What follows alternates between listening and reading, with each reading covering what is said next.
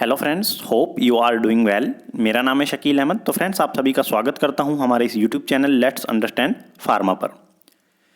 Friends, बहुत दिन बाद अभी दोबारा टाइम मिला कि हम आपके लिए वीडियो सीरीज है जो जीपेट से रिलेटेड उसे स्टार्ट कर सकें। और मैं यही कोशिश कर रहा हूं फ्रेंड्स कि जितनी ज़्यादा वीडियोस आपके लिए ला सकूं जीपेट से रिलेटेड, उतनी ज़्यादा वीडियो मैं आपके लिए लाने की कोशिश करूँगा। इससे पहले भी जो हमसे जुड़े हुए हैं, कनेक्ट हैं, उन्हें पता है कि हमने नाइपर से रिलेटेड भी वीडियो सीरीज स्टार्ट की थी, जिसमें हमने बहुत सारी वीडियोस अपलोड की जो डेफिनेटली बहुत हेल्पफुल हुई स्टूडेंट्स के लिए। हमें बहुत सारे अच्छे अच्छे फीडबैक स्टूडेंट्स से मिले। तो अब फ्रेंड्स, जैसा कि जीपेट का टाइम आने वाला है, फेब में आपका शायद एग्ज़ाम हो, तो उस कंडीशन में अभी हमारे पास जो नेक्स्ट हमारा टारगेट है वो है जीपेट। और उम्मीद है कि जो जीपेट की प्रिपरेशन कर रहे हैं वो ऑलरेडी अपनी प्रिपरेशन बहुत अच्छे से कर रहे होंगे, अपनी चीज़ों को प्रॉपर कर रहे होंगे, कॉलेज के साथ साथ अपनी प्रिपरेशन को भी मेंटेन करके रख रहे होंगे। अब जो हमारा आज का कुछ हम बेसिक वीडियोस अभी स्टार्ट करेंगे स्टार्टिंग में, उसके साथ हम सब्जेक्टिव वीडियोस पे जाएंगे। आप हमें खुद कमेंट में टॉपिक सजेस्ट करेंगे, हम उन पे वीडियोस लेके आएंगे। तो आज की जो वीडियो का बेसिक टॉपिक है कि how to read pharmacology and medchem simultaneously. अब क्योंकि बहुत सारे स्टूडेंट्स को ये प्रॉब्लम आती है और क्वेश्चंस हमसे बहुत ज़्यादा पूछे भी गए हैं, मुझसे पर्सनली बहुत ज़्यादा ये क्वेश्चन पूछे गए हैं कि सर मेडिकेम और फार्माकोलॉजी को साथ में कैसे पढ़ें। तो वही सोचकर मैंने एक वीडियो बनाने का सोचा कि क्यों ना मैं अपना जो पास्ट एक्सपीरियंस है, जो मैंने जैसे इन दोनों सब्जेक्ट्स को पढ़ा, उसी बेसिस पे मैं आपको इससे रिलेटेड कुछ समझा सकूं। हो सकता है आपको वो चीज़ें समझ आ जाएं और आप उस तरह से उसको पढ़ लें। मेरा खुद की जो मास्टर है मेरी और पीएचडी अभी चल रही है, वो फार्माकोलॉजी पे चल रही है फ्रेंड्स। तो उसी को ध्यान में रखते हुए मैं आपको ये चीज़ें समझाने की कोशिश करूँगा कि इन दोनों को कैसे आप कनेक्ट करके पढ़ सकते हैं।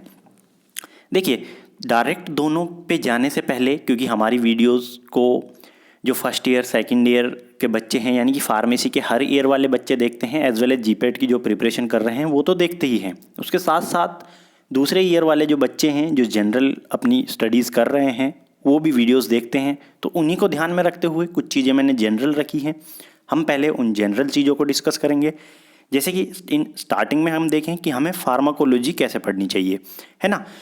अब प्रॉब्लम क्या है, मैं आपको एक चीज़ बताऊं क्लियर, कि लोग फार्माकोलॉजी पढ़ते तो हैं लेकिन कंसेप्ट दिमाग में रिटेन नहीं रह पाता, भूल जाते हैं चीज़ें, या कन्फ्यूजन क्रिएट हो जाती है ना। बहुत सारी चीज़ें ऐसी हो जाती हैं कि याद नहीं भी रह पाती हैं। अब याद ना रहने के पीछे बहुत सारे रीज़न हो सकते हैं, लेकिन मैं यहाँ पे जो चीज़ें आपको बताऊँगा, कुछ चीज़ें प्रीरिक्विजिट हैं, यानी कि जो चीज़ें आपके पास होनी चाहिए फार्माकोलॉजी आप जब पढ़ें तो वो चीज़ें आपको आनी चाहिए। सबसे पहले, अगर आप फर्स्ट ईयर सेकेंड ईयर में हैं, अभी तक आपकी फार्माकोलॉजी स्टार्ट नहीं हुई है, तो आप कोशिश करें कि आपके जो एचएपी यानी कि ह्यूमन एनाटॉमी एंड फिजियोलॉजी के बेसिक्स हैं उनको बहुत अच्छे से आप पढ़ लें। डेफिनेटली ये आपको बहुत हेल्प करेगी फार्माकोलॉजी को समझने में। क्योंकि देखिए, होता क्या है कि फार्माकोलॉजी नो डाउट ड्रग से रिलेटेड, ड्रग्स का मैकेनिज्म, ड्रग से रिलेटेड जो चीज़ें हैं वो हम पढ़ रहे हैं, लेकिन ये ड्रग बॉडी पर ही एक्ट कर रही हैं फ्रेंड्स। तो उस कंडीशन में अगर आप पहले बॉडी को समझ पाएँ, बॉडी की जो एनाटॉमी है, बॉडी की जो फिजियोलॉजी है, उसको समझने के बाद इन ड्रग्स को आप पढ़ें, तो डेफिनेटली बहुत ज़्यादा आपको हेल्प मिलेगी और आसानी भी होगी चीज़ों को समझने में। तो मैं सबसे पहले यही आपको प्रीफर करूँगा कि आप कोलॉजी स्टार्ट होने से पहले आपके एचएपी के बेसिक्स बहुत ज़्यादा क्लियर होने चाहिए। ये उन लोगों के लिए है जो अभी इनिशियल लेवल पे हैं, जो इन्होंने अभी जीपेट के लिए स्टार्टिंग नहीं की लेकिन इन फ्यूचर सोच रहे हैं कि हमें जीपेट देना है, एक अच्छी रैंक लानी है। बाकी जो ऑलरेडी जीपेट की प्रिपरेशन कर रहे हैं वो चाहें तो एचएपी के जो बेसिक्स हैं उनको पढ़ लें, क्योंकि एचएपी से रिलेटेड भी क्वेश्चंस जीपेट में आते हैं, पर माइनर क्वेश्चंस आते हैं, कम क्वेश्चंस आते हैं। तो इस कंडीशन में अगर वो चाहें तो अवॉइड कर सकते हैं, ऑलरेडी उन्होंने एचएपी पढ़ी हुई है ना। अब देखिए, आपके एचएपी के बेसिक्स क्लियर हैं। अब दूसरी जो फार्माकोलॉजी से रिलेटेड आती है कि एक स्टैंडर्ड बुक्स। अब स्टैंडर्ड बुक्स बहुत सारी अवेलेबल हैं। आपको सबसे पहले मैं आपको एक एडवाइस यही देना चाहूँगा कि आप किसी दूसरे के कहे से बुक ना लें, है ना। कि मैं आपको कहूँ कि आप ये बुक पढ़िए या वो बुक पढ़िए, मैं आपको कहूँ आप केडीटी पढ़िए, या कोई और दूसरा आपको कहेगा रंगेनडेल पढ़िए, तो आपको वो चीज़ नहीं करनी है। बेसिकली आपको करना क्या है, देखिए, हर किसी के इंटरेस्ट के ऊपर होता है उसका कौन सी बुक को प्रीफर करना। क्योंकि मेरे टाइम पे मुझे केडीटी बहुत पसंद थी तो मैंने केडीटी पढ़ी। अब हो सकता है कि बहुत सारे स्टूडेंट होते हैं कि उनको कम कंटेंट चाहिए लेकिन कंटेंट स्पेसिफिक होना चाहिए एग्जाम से रिलेटेड, यानी कि जीपेट से रिलेटेड, तो स्पार्श गुप्ता की जो बुक है वो भी लोग प्रीफर करते हैं। क्योंकि देखिए आपके ऊपर है कि आपको किस तरह की नॉलेज चाहिए, आपको कितना डिटेल्ड में कंटेंट चाहिए, उसके बेसिस पे आप जो बुक है वो पढ़ेंगे। तो बेटर ये रहेगा कि आप 2-3 बुक्स को अपनी लाइब्रेरी में जाके देखें। अब देखें कि आप कौन सी बुक की लैंग्वेज अच्छे से समझ पा रहे हैं, कौन सी बुक आपको ईजी पड़ रही है अंडरस्टैंड करने में, किस बुक को आप याद रख सकते हैं, किस बुक से आप अच्छे से समझ सकते हैं, वो बुक डेफिनेटली आपको प्रीफर करना है। और देखिए फ्रेंड्स, बुक्स में कंटेंट तो कम ज़्यादा हो सकता है लेकिन एट द एंड जो मेन पॉइंट है वो सब में आपको सेम ही मिलने वाला है। अब आपके अगर HAP के बेसिक्स क्लियर हैं, क्योंकि होता क्या है, बुक एक तो बुक शॉर्ट बुक आती है यानी कि 400-500 पेजेस की, वहीं आप कुछ बुक को देखोगे 1100-1200 पेजेस की बुक मिलेगी आपको। तो इसमें बेसिकली डिफरेंस क्या है कि कुछ बुक में चैप्टर को स्टार्ट करने से पहले कुछ उसका बेसिक्स दिया हुआ है। अगर आपकी HAP और दूसरी जो आपकी कमांड है ह्यूमन एनाटॉमी और फिजियोलॉजी पे ऑलरेडी आपकी कमांड है उस सब्जेक्ट में, तो आपको ज़रूरत ही नहीं पड़ेगी उस बेसिक को पढ़ने की, है ना। तो वहाँ पे आप चाहें तो उस बुक को अवॉइड कर सकते हैं जिसमें बेसिक्स बहुत ज़्यादा दिए हुए हैं स्टार्टिंग में, या उसी बुक को आप बेसिक्स को अवॉइड करके आप अपने मेन कंटेंट पे आके वहाँ से स्टार्ट कर सकते हैं, है ना। तो ये वाली कंडीशन आप फॉलो कर सकते हैं। अब दूसरा क्या है कि अब आपने टॉपिक तो पढ़ लिया, टॉपिक आप समझ लेंगे, क्योंकि समझना फ्रेंड्स, बुक्स आप पढ़ेंगे तो डेफिनेटली आप समझ पाएंगे ये चीज़ें, है ना। अभी जो प्रिपरेशन कर रहे हैं मैं उनको यही सजेस्ट करूंगा कि आप एग्ज़ाम ओरिएंटेड बुक लें और उसको रिवाइज़ करना स्टार्ट कर दें, है ना। अभी इतना टाइम है नहीं कि आप स्टैंडर्ड बुक पढ़ पाएँ किसी भी सब्जेक्ट की, तो बेटर ये रहेगा कि आप जो हमारी एग्ज़ाम ओरिएंटेड बुक हैं लाइक पीयूष जीपेट क्रैकर है, कंपेनियन वाली बुक है नाइपर ए कंपेनियन, और आप पियर्सन की बुक देखें, तो इनमें आप बुक्स को इनको पढ़ना स्टार्ट कर दें, इनसे आप रिवाइज करना स्टार्ट कर दें, है ना। मोस्टली तो पियर्सन को बुक को ज़्यादा फॉलो करते हैं रिवीजन के लिए, क्योंकि पॉइंट टू पॉइंट चीज़ें दी हुई हैं तो आप उसको फॉलो कर सकते हैं, राइट। अब आते हैं MCQs, यानी कि आपको टॉपिक पढ़ने के बाद आप चाहे जीपेट की प्रिपरेशन कर रहे हों या मत कर रहे हों, नो मैटर, उस चीज़ से आपको लेना देना ही नहीं है कि मैं जीपेट की प्रिपरेशन फ्यूचर में करूँगा या नहीं करूँगा। आप करें तो भी ठीक, ना करें तो भी ठीक, लेकिन आपको MCQs उस टॉपिक से रिलेटेड सॉल्व करने ही करने हैं। अब देखिए मेरे टाइम में क्या था फ्रेंड्स, अगर आप KDT बुक पढ़ते हैं तो मैं आपको प्रीफर कर सकता हूँ कि हम KDT के टाइम में होता क्या है कि KDT आप पढ़ेंगे जब, इस KDT के आपको दूसरी बुक्स भी मिलेंगी, यानी कि एक बुक आपको क्लासिफिकेशन पे मिल जाएगी छोटी बुक, वो आप डेफिनेटली परचेज़ कर लें जब भी आपको टाइम मिले, उससे आप क्लासिफिकेशन को रिवाइज करते रहें, क्योंकि क्लासिफिकेशन बहुत ज़्यादा इंपॉर्टेंट है हर एग्जाम पॉइंट ऑफ व्यू से। चाहे आप जीपेट दें, नाइपर दें, फार्मासिस्ट दें, DI दें, तो क्लासिफिकेशन बहुत ज़्यादा मैटर करता है ना। तो वो बुक आप ले लें एक KDT की। अब दूसरी बुक आप इसी KDT की एक MCQs की बुक भी आती है। अब उस बुक में क्या होता है कि चैप्टर वाइज क्वेश्चन हैं, उन क्वेश्चंस के जो आंसर है, आंसर आपको वहाँ पे ऑप्शन में डायरेक्ट मिल जाएगा कि इसका भी आंसर है, लेकिन उस क्वेश्चन के सामने आपको KDT का पेज नंबर मिलेगा कि इस पेज नंबर पे इसका आंसर है विद एक्सप्लेनेशन, यानी कि जहाँ पे उस क्वेश्चन को लिया गया है वहीं पे आपको उसका एक्सप्लेनेशन भी मिलेगा, वहाँ पे उसका पेज नंबर वहाँ उस बुक में मेंशन किया हुआ है। तो बेटर ये रहेगा कि आप जैसे KDT का चैप्टर 1 पढ़ें तो उसी टाइम उस बुक से चैप्टर 1 के MCQ सॉल्व करें, जहाँ पे आपको एक्सप्लेनेशन देखना है वहाँ पे उस बुक से रेफ़र करके कि कौन से पेज नंबर पे एक्सप्लेनेशन है वो भी आप वहाँ पे जाके देख सकते हैं। अगर आप KDT की वो बुक प्रीफर ना करना चाहें, आप पैसे नहीं खर्च करना चाहते, तो कोई दिक्कत नहीं है। आजकल इतनी जगह MCQs अवेलेबल हैं, और आप मेरा टेलीग्राम का ग्रुप भी ज्वाइन कीजिए, मैं डेफिनेटली उसकी PDF वहाँ पे भी आपके साथ शेयर कर दूंगा, और भी दूसरी जगह से आप MCQs सॉल्व कर सकते हैं, एज सच कोई रेस्ट्रिक्शन नहीं है उसी बुक के लिए, राइट। अब जो हमारी चौथी चीज़ है ये है लास्ट चीज़, और ये तो आप बोल सकते हैं कि की है एक तरह से कंसेप्ट को याद करने का, यानी कि रिवीजन बहुत ज़रूरी है फ्रेंड्स। रिवीजन आपको करना ही करना है, रिवीजन में आपको बिल्कुल भी ढील नहीं देनी है ना। रिवीजन को आपको मस्ट है, ये समझ लीजिए कि आप रिवाइज जितना ज़्यादा कर पाएंगे कंसेप्ट उतने ज़्यादा रिटेन रह पाएंगे, रिटेन रहेंगे तो आपको एक कॉन्फिडेंस बिल्डअप होगा। कॉन्फिडेंस, अगर आप सोचिए कि आपने एक टॉपिक को पढ़ा और पढ़ने के बाद आप 5 दिन बाद भूल जाते हैं उस टॉपिक को, तो डेफिनेटली आपका कॉन्फिडेंस लो हो जाएगा, क्योंकि आप सोचेंगे कि मैं पढ़ भी रहा हूँ पर चीज़ें याद भी नहीं रह रही हैं, तो उस कंडीशन में आपको वहाँ पे एक चीज़ डीमोटिवेटेड टाइप से फील होगा, है ना। तो करना क्या है उस चीज़ को हटाने के लिए, आपको MCQs सॉल्व करने हैं। MCQs भी क्योंकि जो फैक्ट्स हैं, जो कंसेप्ट हैं उनको रिटेन करने में हेल्प करते हैं, एज वेल एज रिवीजन आपको बहुत ज़्यादा हेल्प करेगा। आपको रिवाइज़ करना ही करना है, आप चाहें तो उसको डेली बेसिस पे रिवाइज़ कर सकते हैं। अब आपको चेक करना है कि आपकी जो कैपेसिटी है याद करने की वो कितनी है, कितने दिन तक आपको याद रहता है। ठीक है, मोस्टली तो आपको बेटर यही रहता है कि आप एक डेली उसको रिवाइज़ कर लें। रिवाइज़ इन द सेंस आप धीरे धीरे देखेंगे, जब रिवीजन आप करते रहेंगे तो आप 5 मिनट में भी एक चैप्टर को रिवाइज़ कर देंगे, है ना। एक टाइम ऐसा आ जाएगा, तो वो आपके ऊपर है आप कब रिवाइज़ करें। तो ये चीज़ थी कि आप कोलोजी को कैसे पढ़ें, कोलोजी का क्लासिफिकेशन, उसके कुछ एडवर्स इफेक्ट एक पर्टिकुलर ड्रग से एसोसिएटेड, उसकी मेन मैकेनिज्म ऑफ एक्शन या उसके कुछ पर्टिकुलर यूज जिनमें वो ड्रग ऑफ चॉइस है, ये चीज़ों पे आप मेन फोकस करें GPAT exam point of view से, राइट। अब चलते हैं कि हम मेडिकेम को कैसे पढ़ें। देखिए, ये मैं आपको बता चुका हूँ, ये वो चीज़ें मैं बता रहा हूँ जो सबके लिए हेल्पफुल हैं, जो एक स्टार्ट लेवल पे करने के लिए चीज़ें इंपॉर्टेंट हैं। यानी कि आपके सबसे पहले मेडिकेम को पढ़ने के लिए जो बेसिक्स हैं ऑर्गेनिक केमिस्ट्री के, वो डेफिनेटली क्लियर होने चाहिए, तभी आपको कुछ चीज़ें याद रह पाएंगी। देखिए, अगर आपकी ऑर्गेनिक केमिस्ट्री के बेसिक्स क्लियर हैं, जितनी भी ऑर्गेनिक केमिस्ट्री में रिएक्शन है आपने उनको सच में एप्लीकेशन बेस्ड समझा है, तो डेफिनेटली मैं ये बात कह सकता हूँ कि मेडिकेम की जो सिंथेसिस है ड्रग्स की, वो आपको इतने टफ नहीं लगेंगी, क्योंकि आपको एक बैकग्राउंड पता है, आपको एक रिएक्शन पता है कि जिस रिएक्शन का यूज करके एक पर्टिकुलर मोइटी बनाई जाती है। फॉर एग्जांपल एक्स नाम की रिंग है जो हम बोलें कि ये क्रॉस कैनिजारो रिएक्शन करके यूज में बनाई जाती है। तो आपको अगर क्रॉस कैनिजारो रिएक्शन या एल्डोल कंडेंसेशन रिएक्शन या डिफरेंट रिएक्शंस का पता है कि इन रिएक्शन में जो कैटलिस्ट है वो यूज होता है और इसके प्रेजेंस में ये वाली मोइटी निकलती है या एल्कोहल बनता है, जो भी आपको XYZ उसका आइडिया है, तो आप उस रिएक्शन को यूज करके सिंथेसिस खुद से भी कर सकते हैं। ठीक है, ऐसा नहीं है कि बुक को ही हमें फॉलो करना है ना। आपको एक आइडिया होना चाहिए कि हम ये चीज़ें यूज करके ये वाली चीज़ें हम बना सकते हैं, वो चीज़ आपको डेफिनेटली याद रखनी है।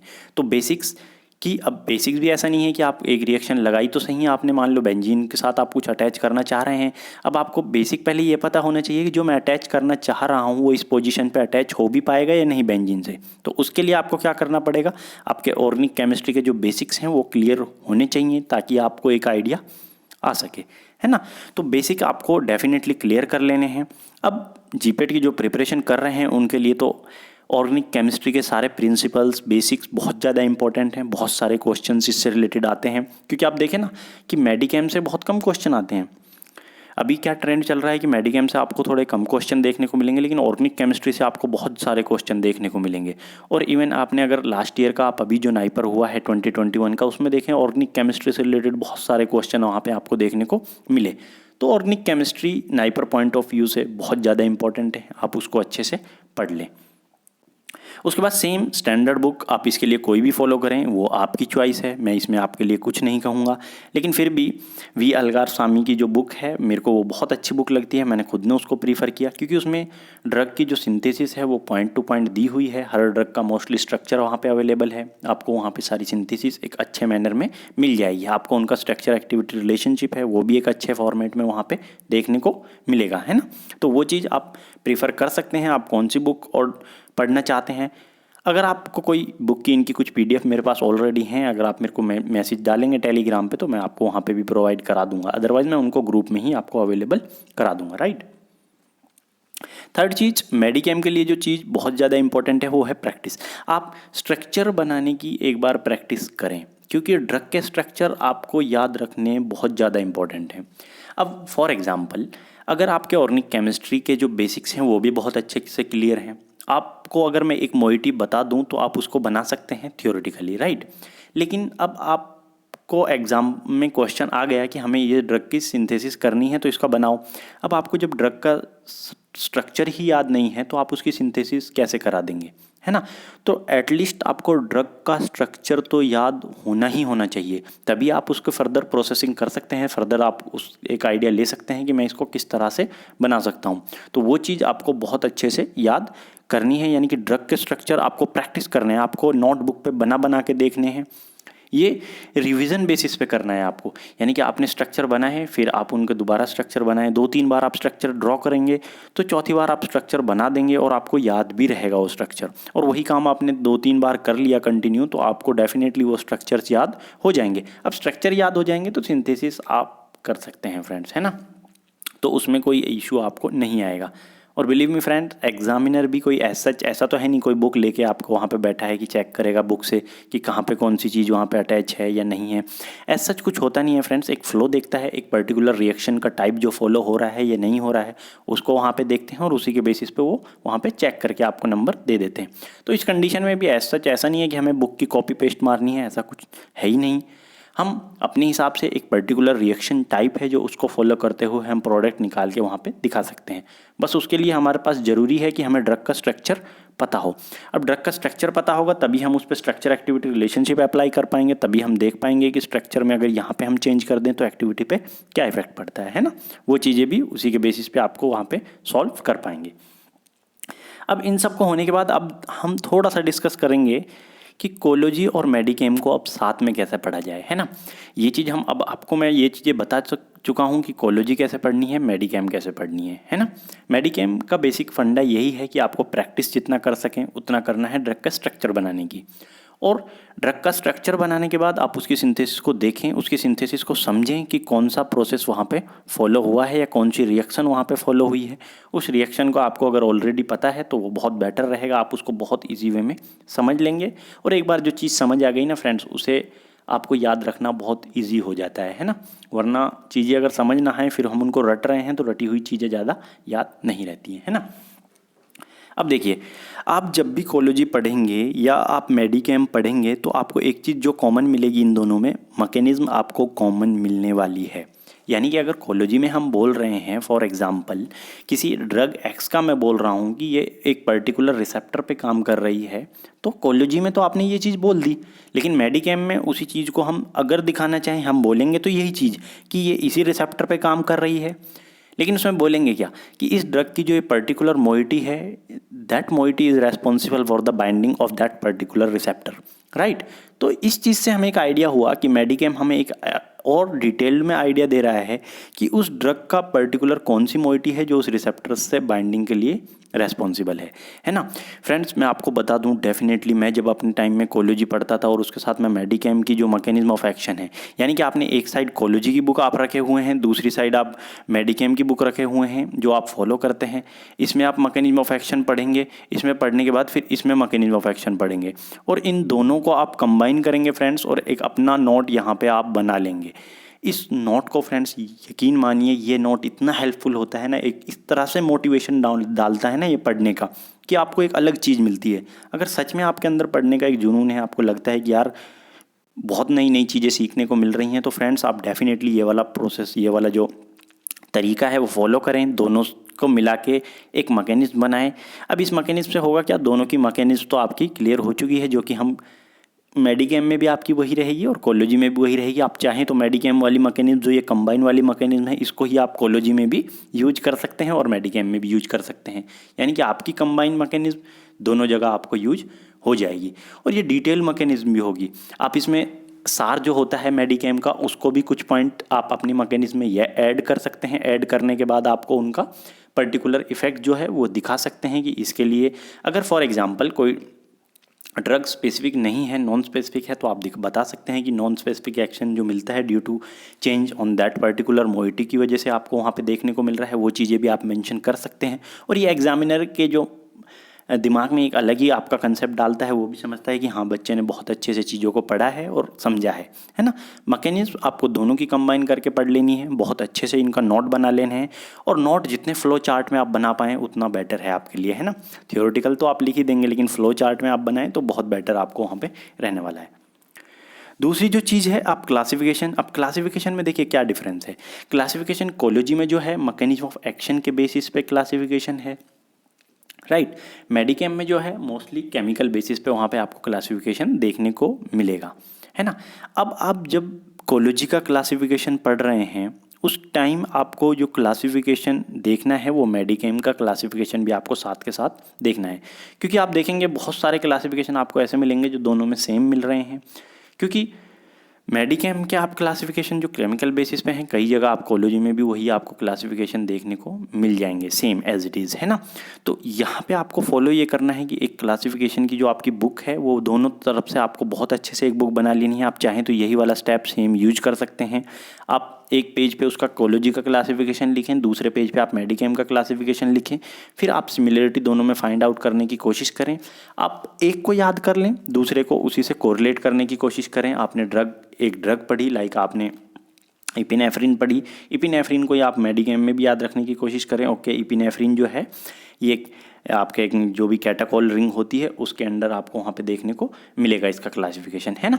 तो ये चीज़ आपकी एक कॉमन हो जाएगी, वहाँ पे आपको इसका एक बेनिफिट मिल जाएगा। आप दोनों को इंटरचेंज कर सकते हैं और आपको याद रखने में भी आसानी होगी। यानी कि सोचिए आप कितना इंप्रेसिव आपका रहेगा कि आपने कोलोजी का क्लासिफिकेशन आप पढ़ा रहे हैं बच्चों को, या आप याद कर रहे हैं और साथ के साथ आपको दूसरों को आप समझा रहे हैं और पॉइंट आप उनको वहाँ पे मेडिकेम के पॉइंट भी ऐड कर रहे हैं कि लाइक ये कैटाकोल रिंग होती है इसके अंदर आपको, क्योंकि केमिकल पता है, उसका केमिकल नेचर जो है ड्रग का पता है, तो वो एक अलग ही आपका इंप्रेशन क्रिएट वहाँ पे कर देगी, राइट। अब जो तीसरी चीज़ है जो बहुत ज़्यादा इंपॉर्टेंट है, देखिए जब भी आप मेडिकेम पढ़ रहे हैं तो आप उस टाइम कोलोजी का जो चीज़ें हैं उनको रिवाइज करें, और जब आप कोलोजी पढ़ रहे हैं यानी कि वाइस वर्सा हम बोल सकते हैं, आप फार्माकोलॉजी पढ़ रहे हैं तो उस टाइम आप मेडिकेम को भी साथ के साथ खोल के वहाँ पे उसमें देख लें। फॉर एग्जांपल इसके लिए एक और चीज़ जो साइमल्टेनियसली कैसे पढ़ना है कि फॉर एग्जांपल आपने चैप्टर 1 की आपकी एंटी हेलमेंटिक्स ड्रग आप पढ़ रहे हैं फार्माकोलॉजी में, उसी टाइम आपको कोशिश ये करनी है कि आप एंटी हेलमेंटिक्स ड्रग ही पढ़ें मेडिकेम की।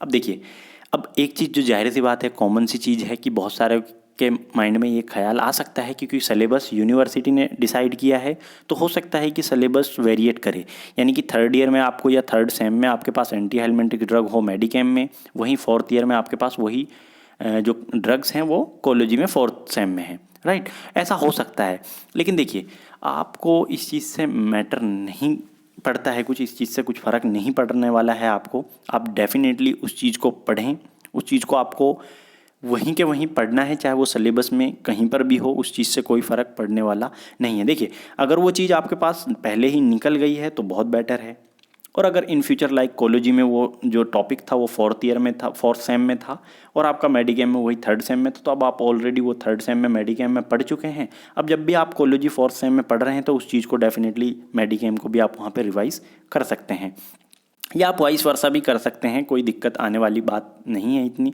क्योंकि आप ऑलरेडी मेडिकेम में भी पढ़ रहे हैं तो वहाँ पे भी कोलोजी उसकी थोड़ा बहुत आप पढ़ सकते हैं, वो चीज़ आपको इतना अफेक्ट नहीं करेगी। ऐसा नहीं होगा कि हाँ हमें फोर्थ सेम में है अभी हमने पढ़ाई नहीं है तो दिक्कत हो सकती है, ऐसा कुछ होने वाला नहीं है ना।